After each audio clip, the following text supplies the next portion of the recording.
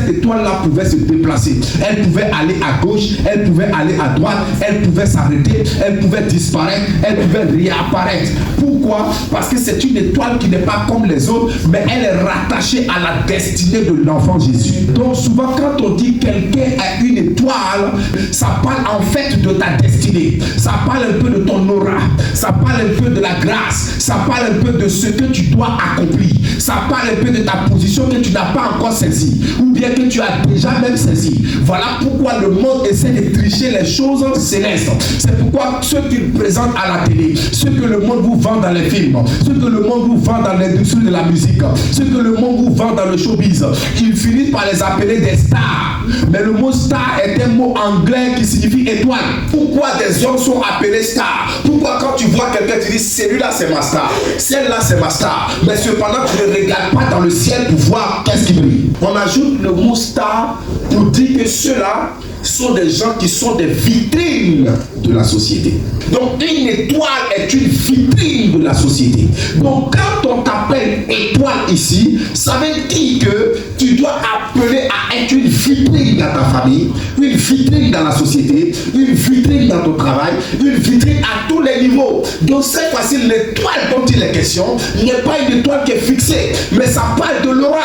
La Bible dit que quand l'enfant est né, l'étoile apparaît. Mais quand l'étoile apparaît, l'étoile ne reste pas là pour dire elle a apparu. Non.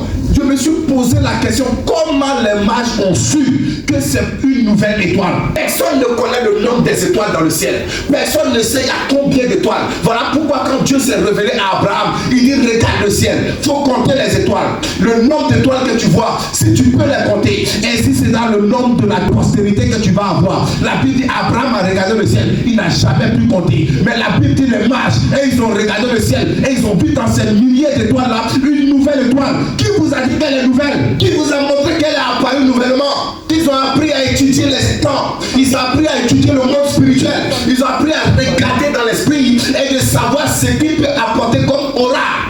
Voilà pourquoi quand les gens veulent vous tuer, vous faire mal, ils cherchent à attaquer ton étoile, ils cherchent à brûler ton étoile. Donc quand l'ennemi ou la sorcellerie, le diable veut essayer d'atteindre quelqu'un, c'est de chercher à comment il va éteindre ton étoile. Parce que c'est ça d'abord que Dieu présentera au monde. Parce que nous les hommes, quand on traverse des moments difficiles, on regarde d'abord à ce qu'on vit. On regarde les difficultés, on regarde les problèmes, mais on ne regarde pas demain.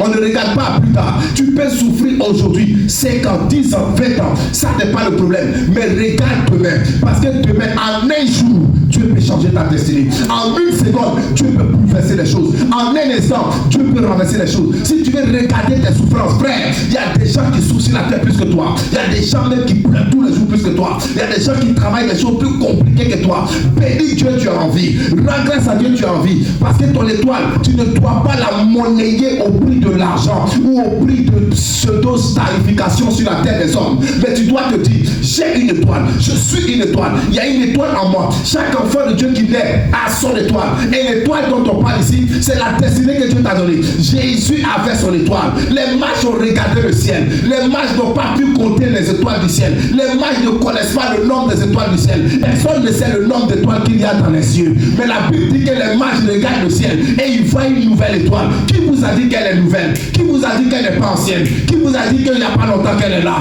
Mais ils l'ont reconnue à cause de quoi? Parce qu'elle n'était pas comme les autres. Parce qu'elle bougeait. Parce qu'elle dévançait. Parce qu'elle les orientait. Parce qu'elle fonctionnait avec eux. Quand tu as une destinée, quand tu as une étoile, ton étoile là n'est pas d'abord visible par ceux-là même qui doivent t'aider. Elle est visible d'abord par les mystiques et les sorciers. Quand l'étoile a disparu, eux ils sont allés voir directement Hérode. Il dit, mais où est le roi des Juifs qui vient de naître? Parce que nous avons vu son étoile. Ah bon?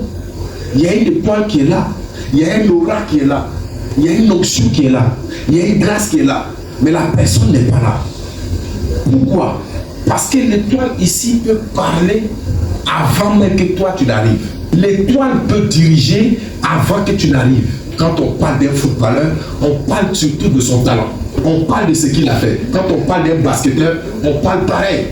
on commence à décrire les actions de son talent, de son don, de ce pourquoi il est né et il a impacté le monde avec ça. Donc quand ils disent à Hérode, où est le roi des Juifs qui vient de naître, personne ne les a dit qu'il était roi, mais c'est l'étoile qui a dit qu'il était roi. L'étoile a montré qu'il est né, mais l'étoile les a annoncé que c'est la royauté. Ça pouvait être n'importe quelle étoile. Ce jour-là, il y avait beaucoup de naissances en Israël. La Bible dit, il s'est renseigné pour demander aux sacrificateurs depuis combien de temps l'étoile brillait.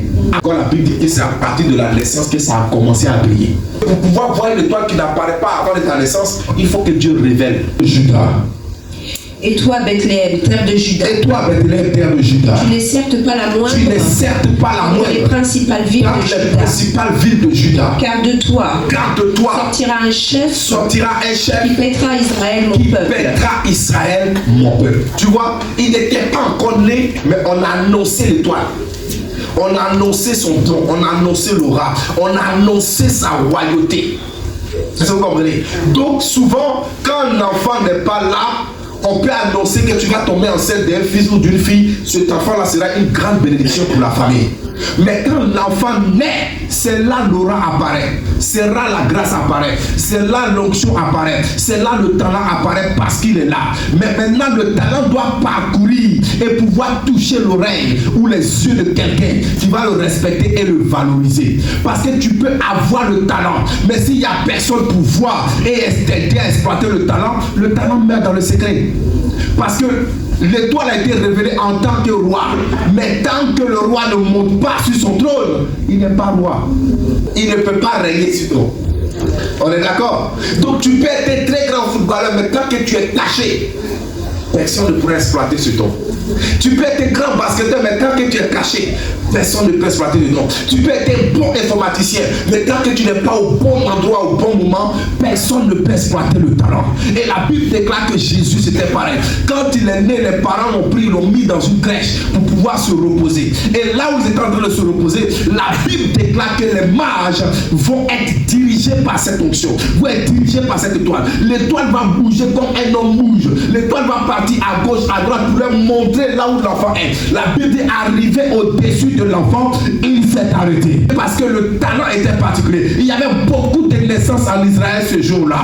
Mais c'est là où l'enfant était que l'étoile s'est arrêtée. Si l'étoile s'était arrêtée quelque part à 100 mètres à droite, si un autre enfant, ils allaient partir là-bas. Mais l'étoile est identique à la personne. On peut se ressembler. On peut avoir le même visage, mais pas le même talent. La grâce sera jamais pareille. L'étoile ne sera jamais pareille. Parce que l'étoile est identique, sinon singulier à la personne à laquelle elle est destinée. La première apparition de l'étoile, ça les a conduits d'abord au palais. Pour qu'ils voient.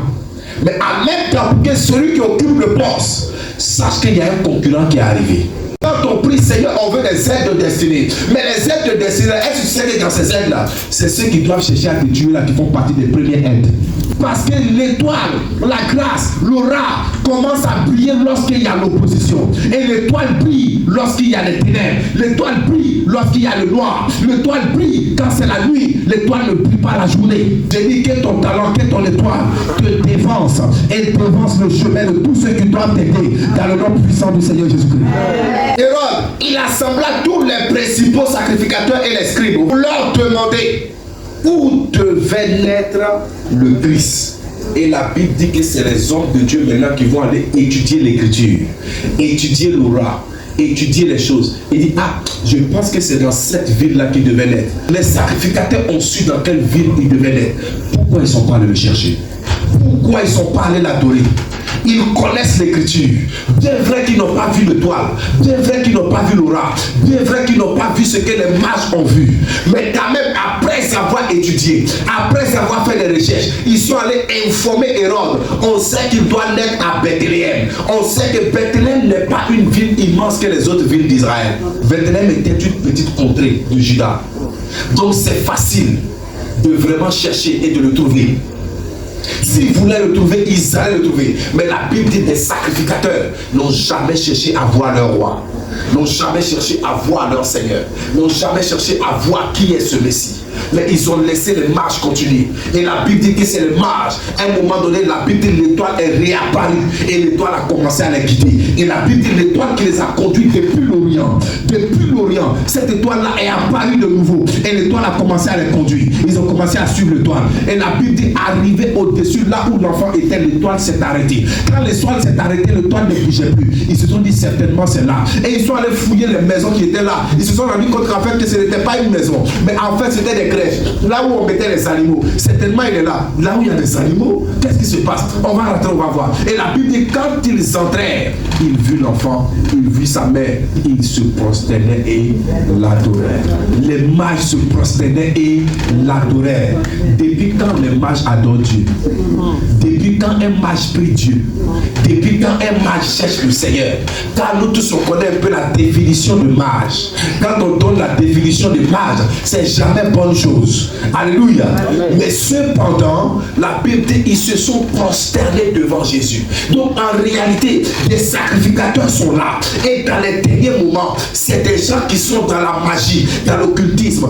Ils viennent qui adorent le Seigneur en premier. Et la Bible dit après l'adoration, ils ont enlevé de l'or, ils ont enlevé l'encens, ils ont enlevé la myrrhe. En fait, ils ont pris des grosses offrandes et ils ont commencé à bénir l'enfant et ses parents. Ont commencé à dire des bonnes choses. Je prie dans le nom suprême du Seigneur Jésus-Christ pour toi. Qu'en cette année 2026, peu importe qui est en face de toi, peu importe là où tu travailles, peu importe la société où tu es, qu'il soit païen ou chrétien, qu'il soit mage ou sacrificateur, qu'il se prosterne et reconnaisse ton aura, et reconnaisse l'étoile qui est sur ta vie, l'étoile que Dieu t'a donnée, qu'il reconnaisse la bonté que Dieu t'a donnée, qu'il reconnaisse la destinée que Dieu t'a donnée, qu'il reconnaisse le talent que Dieu t'a donné. En 2026, que Dieu amène des hommes, des femmes, de destinée, peu importe leur nationalité, peu importe leur couleur de peau, peu importe leur croyance, qu'ils puissent se soumettre à l'Esprit de Dieu qui est sur ta vie, à l'aura qui est sur toi, dans le nom de Jésus. Et des sacrificateurs se sont renseignés. Ils ont vu qu'il était à Bethléem, mais ils ne sont jamais allés à sa recherche. Est-ce parce qu'ils avaient peur d'Hérode? Est-ce parce qu'ils avaient l'épée de Damoclès sur le cou? Est-ce parce qu'on les a interdits? On n'en sait rien.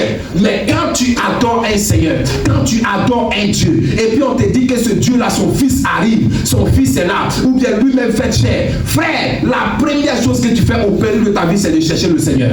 Ils n'ont jamais cherché à voir où il était, ni donner des conseils à ses parents, ni savoir où il était. Non. Ils étaient là, ils le regardaient. Même quand Hérode a pris un décret pour dire qu'on va tuer les enfants de 0 à 2 ans, ils ne se sont jamais opposés à ce décret. En fait, c'était des prédicateurs, des pasteurs, des rois qui mangeaient à la table du roi. Donc, ils ne peuvent pas parler contre le roi.